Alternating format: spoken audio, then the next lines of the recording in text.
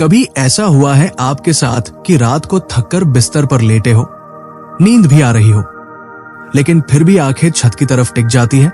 कोई शारीरिक थकावट नहीं रोक रही, बल्कि मन भारी है, दिल कहीं अंदर से टूट सा गया है।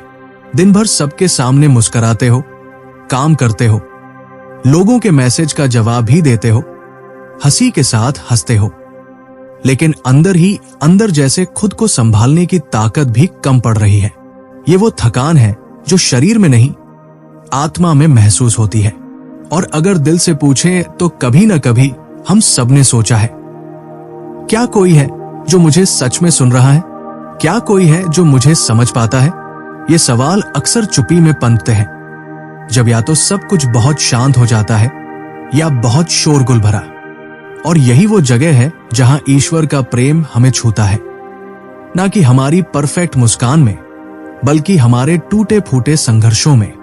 अब सोचो, अगर इसी बेचैनी के बीच कोई हल्की सी शांत आवाज तुम्हारा नाम पुकार रही हो, ना डांटने वाली, ना कोई शर्त रखने वाली, बस एक नर्म सी पुकार, आजा, थक गया है ना, आ, मैं तेरी थकान बांट लेता हूं। ये कोई दूर बैठा भगवान नहीं है जो बस मंदिरों की मूर्तियों में कैद हो। ये वो प्रेम है जो आज इसी वक्त तुम्हारे दिल के बेहद करीब है।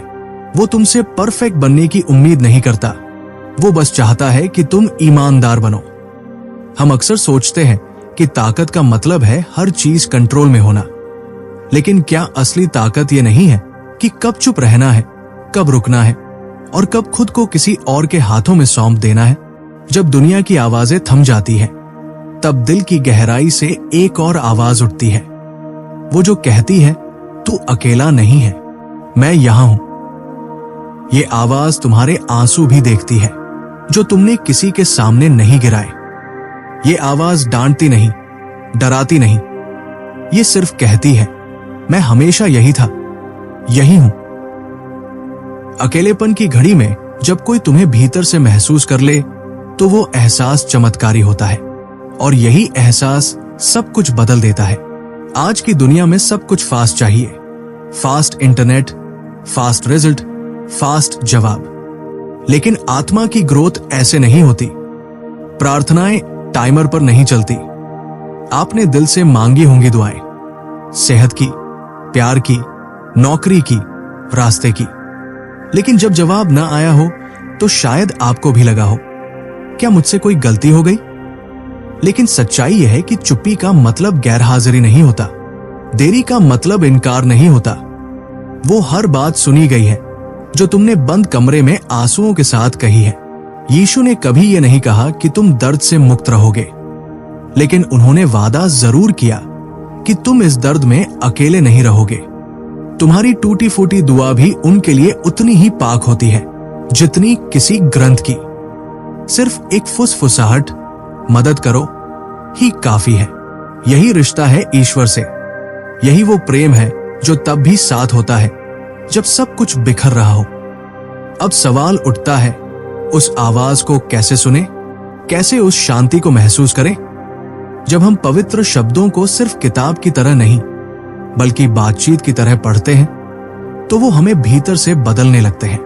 वो शब्द पुराने नहीं होते, वो जीते जागते होते हैं। जब दिल से खोजते हो, तब जवाब बाहर से नहीं, भीतर से आता है। वो आवाज कहती है, तू अकेला नहीं है, चलते रहो, मैं साथ हूं। यीशु की शिक्षाएं डर पैदा करने के लिए नहीं थी, वो हमें आजाद करने के लिए थी। डर से, शर्म से, समाज के दिखावे से। उन्होंने उन्हीं से बात की जो टूटे हुए थे, जिन्हें समाज ने नजरअंदाज किया। और आज भी वो तुमसे ही बात कर रहे हैं। वो तुम्हारे थकान में विश्राम देते हैं, तुम्हारी उलझनों में रोशनी देते हैं, तुम्हारे अकेलेपन में साथ देते हैं। उन्हें तुम्हारी लंबी दुआ नहीं चाहिए, बस एक सच्चाई चाहिए। तुम्हारा दिल अगर सच में पुकार रहा है, तो वो आवाज आकाश तक जाती है। तो आज एक पल रुको, इस भागती दौड़ती जिंदगी में एक सेकंड खुद के लिए निकालो और उस आवाज को जगह दो जो तुमसे शांति में बात करना चाहती है। ये प्रेम तुमसे कुछ छीनना नहीं चाहता, ये बस तुम्हें थामना चाहता है। तुम टूट भी जाओ तो भी तुम उस प्रेम के काबिल हो। और जब तुम उस खामोशी में खुद को खोलते हो, तब तुम सुनते हो, मैं तुझसे प्यार करता हूं, मैं तुझे देख रहा हूं, मैं अभी तुझ पर काम कर रहा हूं। कभी कभी जब बाहर कुछ भी नहीं बदल रहा होता, तब भीतर कुछ जरूर बदल रहा होता है।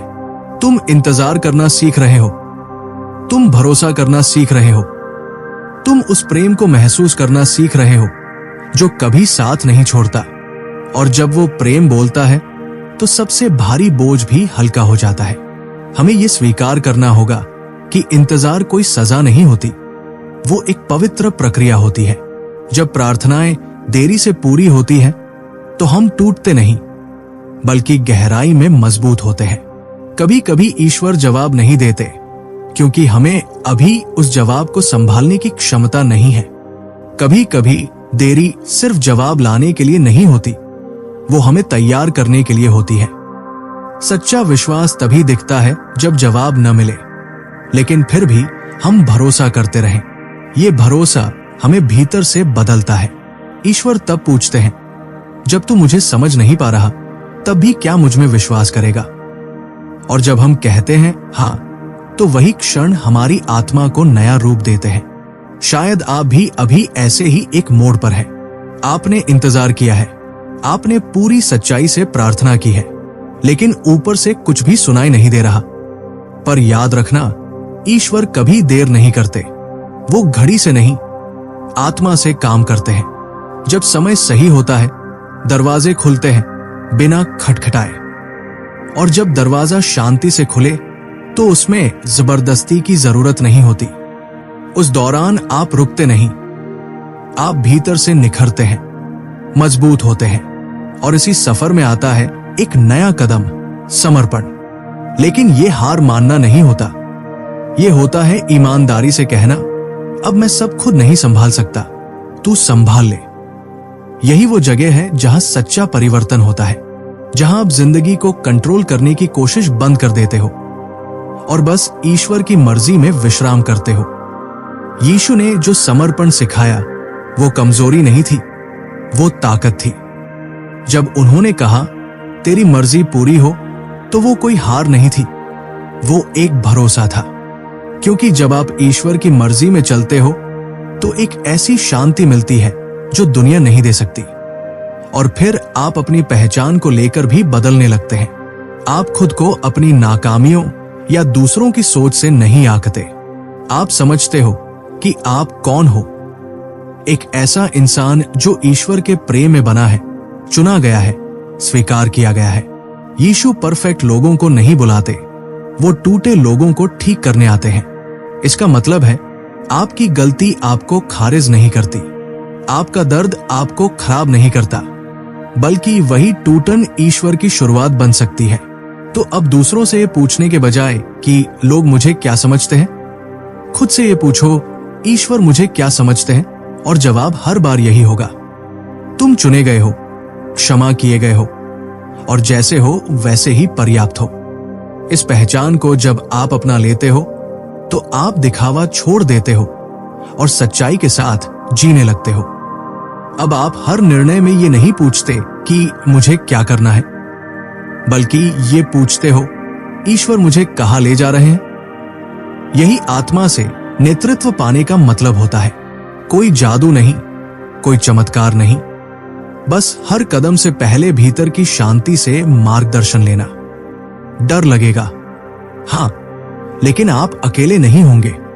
जब दरवाजे बंद होंगे, तो आप जानोगे ये सजा नहीं, सुरक्षा है। और जब आप खुद को खोया हुआ पाओगे, तो जान लेना रक्षक पास ही है। यीशु ने धर्म नहीं, रिश्ता दिया, नियम नहीं, विश्राम दिया। और यही है उस प्रेम की सबसे खूबसूरत बात, वो टूटे दिलों को सबसे पहले थामता है। अब आखिर में बस इतना ही कहना है दोस्त, कि जिंदगी का हर सवाल तुरंत जवाब नहीं मांगता, और हर खामोशी कोई सजा नहीं होती। कभी कभी वही खामोशी, वही इंतजार, वही टूटी फूटी दुआएं हमें उस गहराई तक ले जाती है जहां से असली बदलाव शुरू होता है। ये रास्ता आसान नहीं होता, पर यह सच्चा होता है। और सच्चाई यही है कि तुम अकेले नहीं हो। तुम्हारा हर आंसू देखा गया है, तुम्हारी हर चुप्पी सुनी गई है और तुम्हारा हर टूटा हुआ पल भी उस प्यार के अंदर समाया हुआ है जो कभी खत्म नहीं होता। इसलिए जब अगली बार तुम्हें लगे कि कुछ भी ठीक नहीं चल रहा, तो बस एक पल ठहर जाना, एक गहरी सांस लेना और खुद से कहना, मैं भटका नहीं हूं, मैं प्रोसेस में हूं। यही प्रोसेस तुम्हें निखार रहा है, तुम्हें मजबूत बना रहा है और तुम्हें उस इंसान में बदल रहा है जो तुम हमेशा से बनने वाले थे। याद रखना, ईश्वर का प्यार कोई प्रोग्राम नहीं, एक गहराई है। ये कोई समझौता नहीं, बल्कि एक दावत है कि आओ, थको तो आराम करो, गलतियां हो जाए तो दोबारा उठो, और जब सब अधूरा लगे तो जान लो कि यही अधूरापन एक नए आरंभ की जमीन है। तो चलो आज से जीना शुरू करें, ज्यादा भरोसे के साथ, ज्यादा सच्चाई के साथ, और उस आवाज को सुनते हुए जो हर वक्त कह रही है, मैं यही हूं और मैं तुझे कभी अकेला नहीं छोड़ूंगा। यही तो असली राहत है, यही तो असली रिश्ता है और शायद यही तो असली जिंदगी है।